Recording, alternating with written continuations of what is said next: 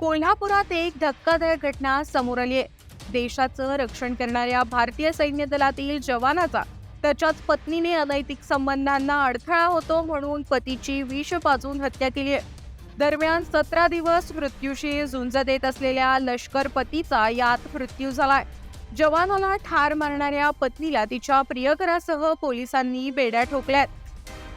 दरम्यान जम्मू काश्मीर इथे कर्तव्य बजावणारे अमर भीमगोंडा देसाई हे सुट्टीनिमित्त आपल्या कोल्हापुरातल्या कसबा या गावी आले होते.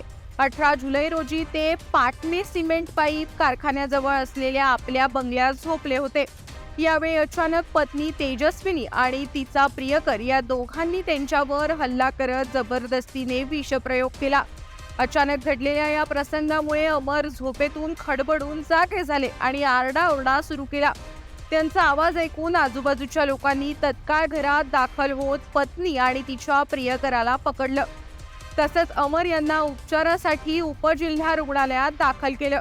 प्राथमिक उपचारानंतर त्यांना कोल्हापूर शहरातल्या CPR रुग्णालयात आणण्यात आलं आणि तिथून पुण्यात उपचार सुरू होते. मात्र गेल्या 17 दिवसांपासून अमर यांची मृत्यूशी सुरू असलेली झुंज अखेर अपयशी ठरली. शनिवारी रात्री त्यांची प्राणज्योत मालवली.